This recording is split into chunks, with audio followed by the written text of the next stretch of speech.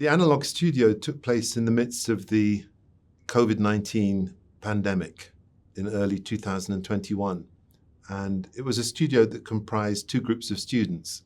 The first group were from Unit 13 at the Graduate School of Architecture, the GSA, at the University of Johannesburg, a unit led by Claudia Morgado, and where I had recently taken up my position as director of the GSA. And the other group of students were from the School of Architecture at the University of Illinois Urbana-Champaign. They were also graduate students, and they formed my studio there, as I was the PLIM Distinguished Professor at that school for that period. And we asked students to reflect upon a set of ideas and to produce work around a set of ideas in a very specified format. And they were invited to discuss and negotiate these ideas around the theme of analog.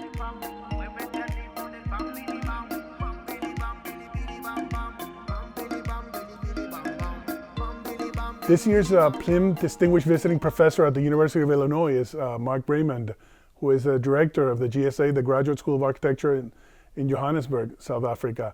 And we're doing something different. We're working as a joint studio between the students at Illinois and the students at Johannesburg.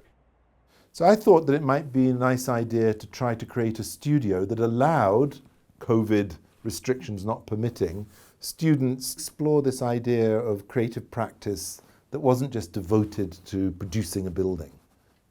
And I was also concerned that a lot of architectural representation now relies really heavily on computer-generated images. And there are some extraordinary computer-generated images being produced in architecture at the moment.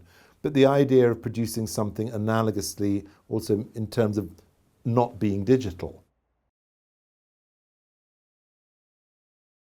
The Analog Studio investigated the idea of the analog in architecture and how this idea might be understood to operate in both our individual and collective practices of architecture.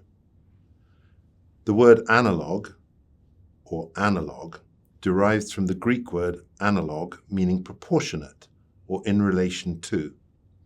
Contemporary applications of the word reflect the idea of something existing in relation to another, or the opposite of digital.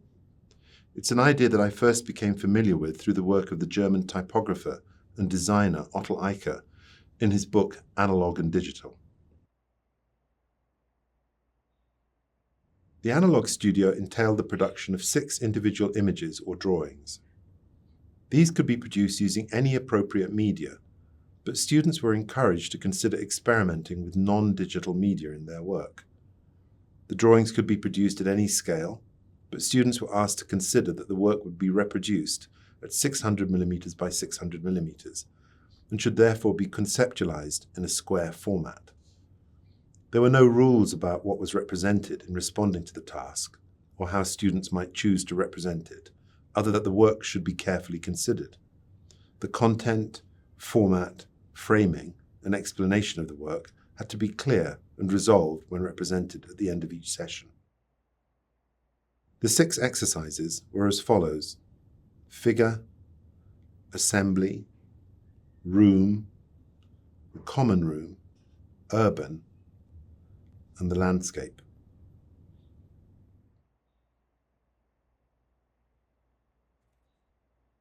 In this exercise, students were asked to represent themselves. They were asked to consider this as a form of self-portrait, one that was formulated to represent not simply the physiognomic appearance, but represented important information about the student. For example, their history, their geography, their culture, their ethnicity, their values, their family. The image might reflect aspirations or histories, values, and qualities about the student and their world.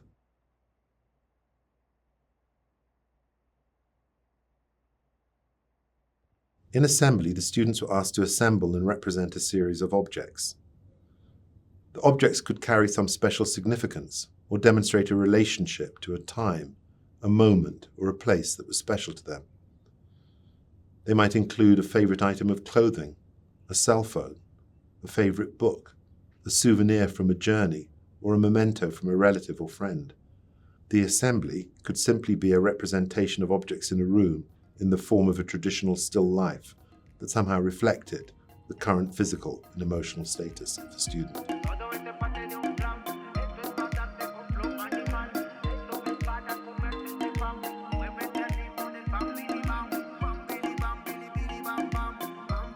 This idea of kind of a stress-free, open-ended idea of a design studio where thinking about architecture is the main agenda is something that I have tried to learn from Mark. And of course from the students I have learned a lot about their stories, their memories, and how they experience the world, how they see the world around them.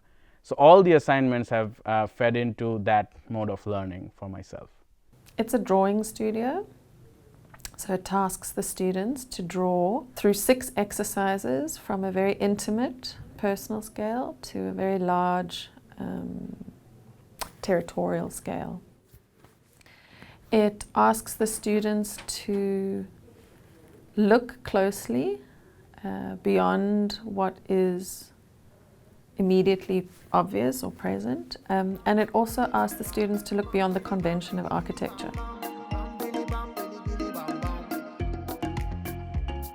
The separation between arts and architecture is not that far. I think I sort of lost that a little bit somewhere in between my education, where architecture just is very purely architecture, and I forget that artistic practices can come in, especially personal aspects of, for example, artistic mediums can come into your architectural design.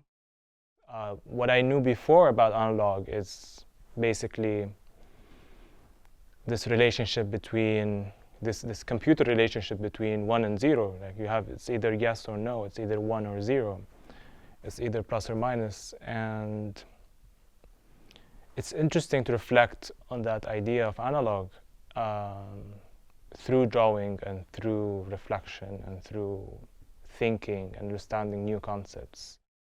So yes, we have had collaborative design studios before, but the very nature of the studio is not about producing a set of architectural drawings which are generally expected in a regular studio, but it focuses more on the process of architectural thinking and design exploration. What Mark's vision was, or Mark's intention with the studio, was to kind of re-emphasize the analog mode of thinking within a world where we are kind of forced to operate digitally. So I think in this particular moment, analog gives a special significance. And anyway, architectural design industry has been highly digitized and technified in the recent years. But particularly during the pandemic, operating this entire studio over Zoom and other collaboration platforms, it re-emphasizes not only analog as a mode of work or a medium of expression, but analog as a way of thinking. The analog really tells you to live in the present, which is something contrary to how I live, because I always live in my head. But I'm a lot more critical, I'm a lot more intentional and decisive about things I choose. There is a distance that has been formed between our hand and our thoughts. Especially in the academy and possibly even in the discipline, we become so accustomed to the polish that is available on drawing. You plug it into software, you add some different renders, and ultimately those drawings can start to look like versions of each other. When we're producing drawings, might actually be fairly functional, technical information. But I still think that it requires a degree of intentionality when one's thinking about how one sets out a drawing. Part of it is knowledge or technical planning or understanding, but part of it is also intent. And I think it's important as architects that we develop a literacy and a high level of competency in how we make the things that we make, whether it's a conceptual drawing, whether in this case it's a kind of reflective, analogous drawing, or whether it's a working drawing. This work that we're doing is really about that understanding of intentionality. What is your intention, and how do you represent that intention at different scales and in different contexts? So try and bear that in mind. And again, I don't think it's something that one can overthink, but the work that you produce should be intentional. It should be clear. And the better and the more acuity you have of producing work with intentionality, I think the better the quality of the work will be.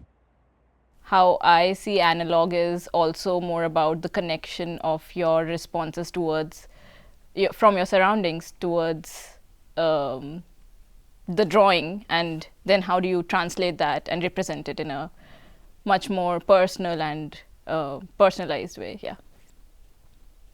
Personal room exercise, I drew the room that I currently reside in.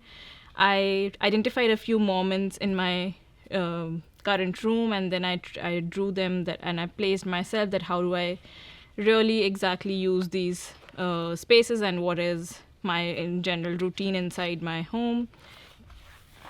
This was the desk area, and I drew a couple of important things that I thought that when I'm working there, especially the view outside towards the window with what do I see, and the kind of objects that I have on my desk, and yeah, in general, my surroundings of my desk.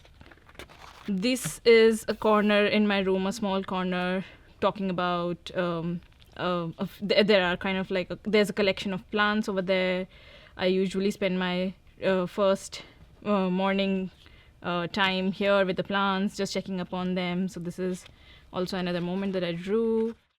So I guess this is a really once in a lifetime experience to just sit down, like just stop running on this race, the race of life, and just think about architecture, think about how things are constructed, think about how spaces are perceived, and think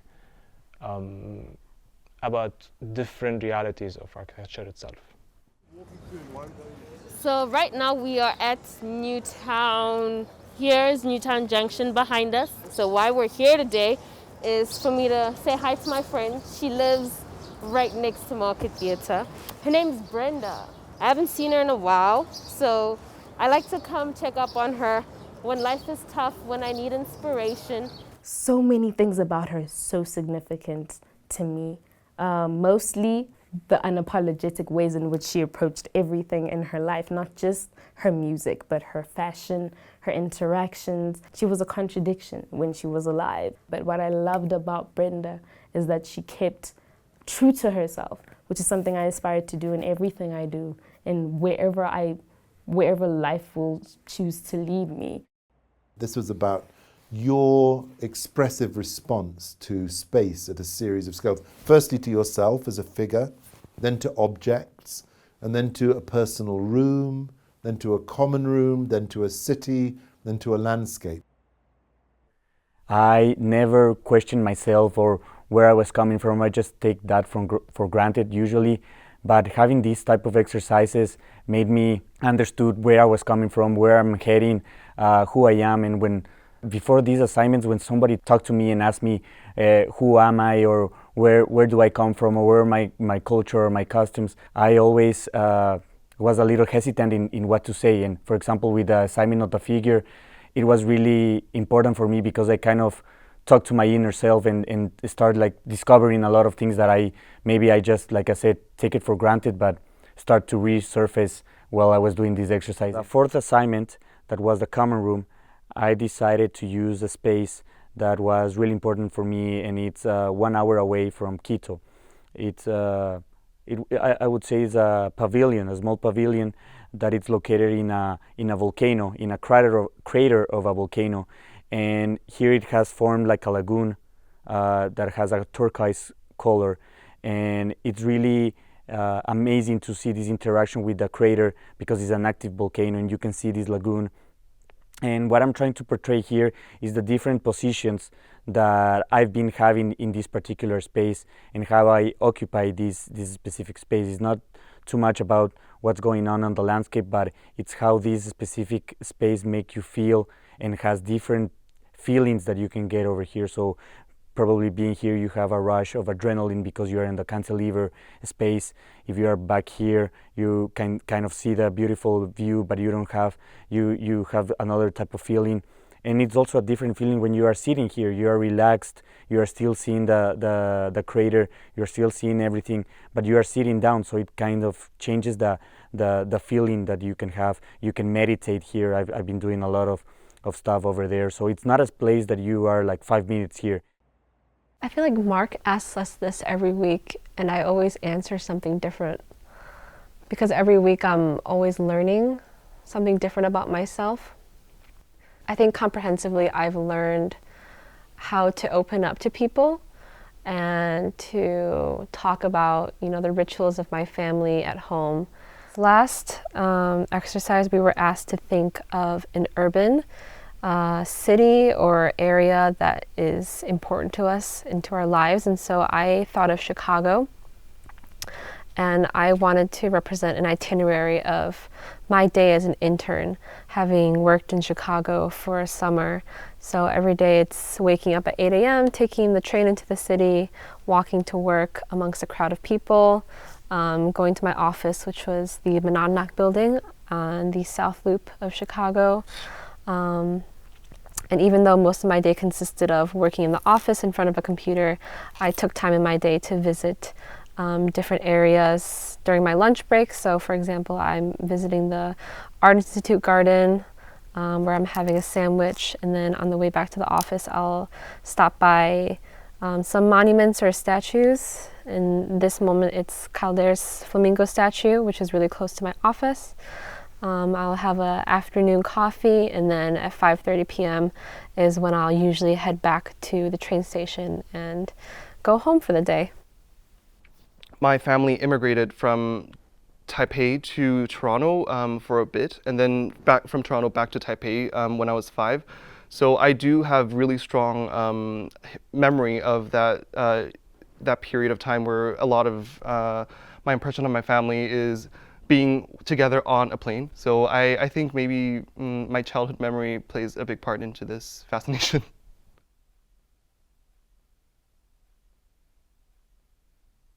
To be honest, I haven't found myself yet, and I'm still finding myself.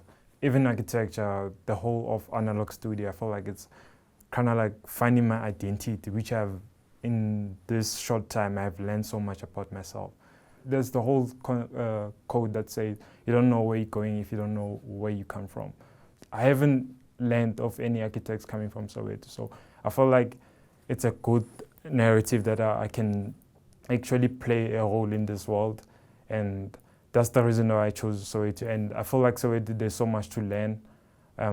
The whole idea of diversity, Ubuntu, the whole of us being a community. So I feel like it will actually tell a narrative of us as in the whole world to actually collaborate.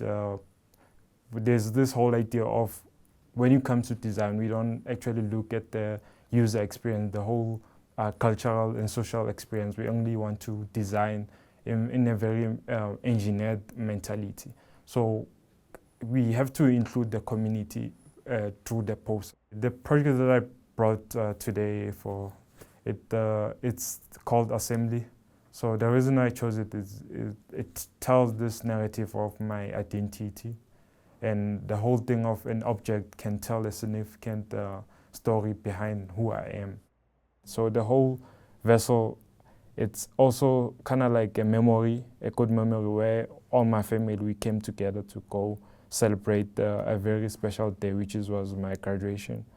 So the whole vessel, it has so much significant memories, significant meaning, and the whole narrative about it, it was a theme which my group, we decided on, about the memory, tradition, family. How I see Analog is also more about the connection of your responses towards, from your surroundings towards the drawing, and then how do you translate that and represent it in a much more personal and personalized way. Yeah. Not only is a studio about drawing, but it's also a studio about listening, and possibly that act of listening is as active as the act of drawing. So what I've really learned from the discussions is that the ideas don't necessarily come from yourself. They only come through conversation.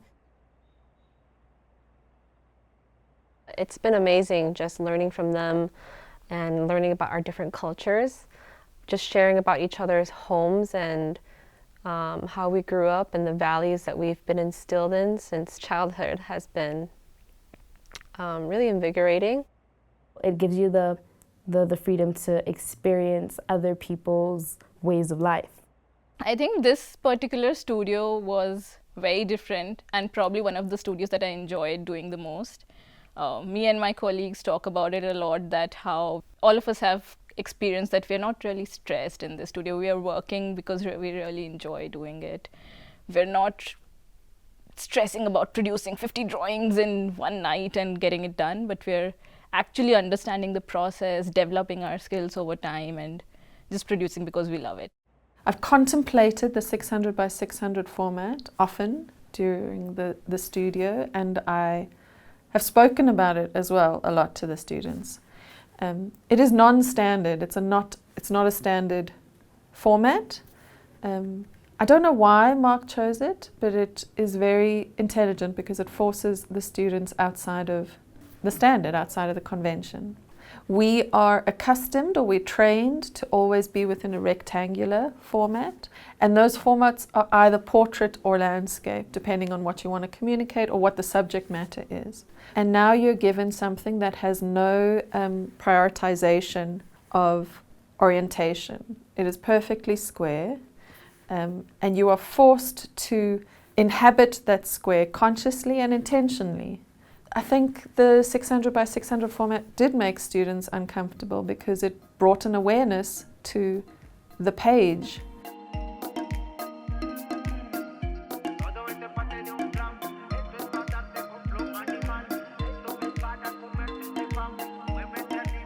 The professor really emphasized working to express who you are as an architect more so than what a computer program can show you. So he really wanted to get a personal experience in everyone's work, and he's pushed us every drawing to get more of a personal outlook and less of a static, continual module of reproduction. And what was really wonderful was just the sheer diversity of the representations. Everybody was producing very, very distinctive and individual drawings and representations that were coming from a kind of what I feel is a sort of an authentic place from inside of them now. And we were encouraging them to do that, not to theorize, not to speculate, but to simply draw what they thought or what they felt about something at that scale. At first I was thinking on the figure because it was more personal to me, and I showed a lot of things of who I am back in Quito, in my dual nationality and a lot of me. But I think with the room I managed to talk more about my likes and dislikes, and how I think I let people enter a special place in my apartment, and how I eat, how I sleep, how I work. The drawing that I've liked the best was probably the second one, which is the assembly of items. Basically what I did for that was took all the items I would need to go outside to maybe like a mall or to a friend's house, and I put them all together, and I examined how they sort of go together and how they fit in a collage, and then I examined how the camera brings out the different wear and tear on the items. I really like the self-portrait because that was sort of a journey into maybe discovering myself a little more. I depicted my hair because I grew it out over the pandemic, and I did a series of studies on my hair because now that it's long, it sort of has a mind of its own. So I was interested in using calligraphy ink as the main medium. So this is my hair drawn on calligraphy paper. However, because the ink is so watered down, I think it starts to feather, not in a very nice way. So I then moved on to these drawings that are thicker in ink, but also on watercolor paper, which I think is a little easier to control when compared to traditional calligraphy paper. By and large, design studios are highly depersonalized, and design studios tend to advance an idea of a very standardized technocratic architectural production. I also think that this particular studio, since it fosters and encourages reflective, introspective thinking about what one's positionality is, what's the role of an identity of an architect is, and how those nuances and understandings can help change their thinking about architecture, adds an immense value to the larger discourse of architectural design studios and education. It kind of forced me to be confrontational, which is something I'm not really good at. I don't like confronting people. I don't like confronting myself. So putting myself in that situation where I could confront myself. I've learned that how important experimentation is, that the answers are not going to come if you just sit around and grapple with them inside your head. You have to pick up the pen, you have to pick up the brush, you have to draw it out, you have to like really experiment and experience in order to access the process to be able to actually create. It's experimental, it's open-ended, it's not too controlled, and it can never be fully controlled. So that brings a lot of opportunities to learn about how things might happen when you propose an idea and ask students to explore it.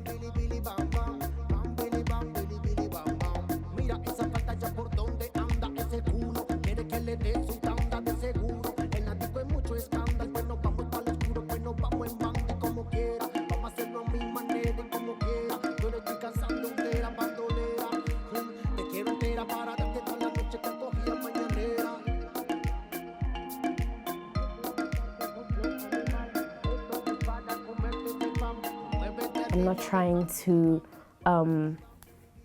emulate any other American or South Korean or Cuban architect. I'm trying to find a way to give South Africans a voice through architecture.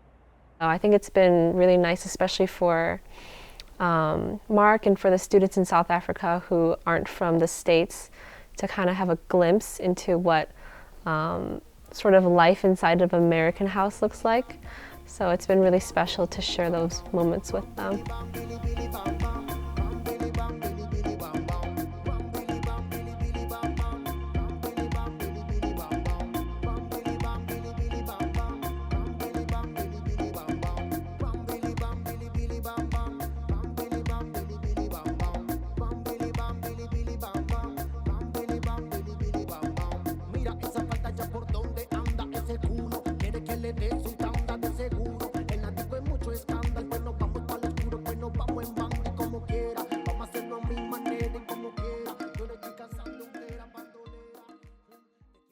Unlike many architectural courses, this studio didn't aim to offer a form of training through the process of progressively complex exercises that constitute the development of conventional architectural design, but rather focused on the awareness of the process of analogous reflection that takes place through creative practice, a critical and often overlooked dimension of architectural production in education. We aimed to develop forms of skill and knowledge that would emerge from the tacit knowledge that lies within the creative process of design, and to privilege the importance of reflection and representation in the formulation of architectural propositions. We invited students to formulate intentional and focused representations of their current circumstances. We aimed to recognize through the work the importance of the reflective dimension of architectural practice and production in its widest possible terms, and the importance and nuance that the individual brings to architectural and cultural production. Como quiera, vamos a hacerlo a mi manera y como quiera. Yo le estoy cansando,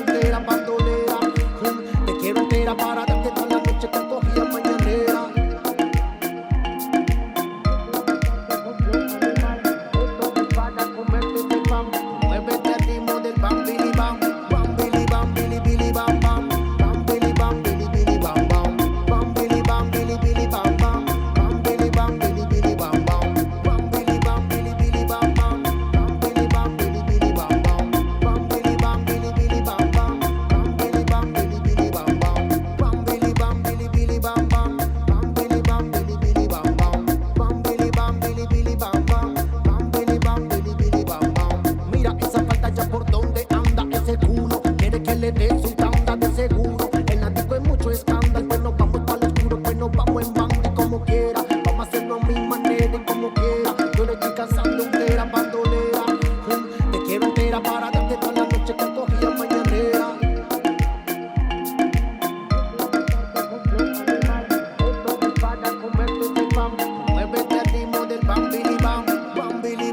billy bam bam, bam billy bam bam bam, bam billy bam bam bam, bam billy bam billy bam bam.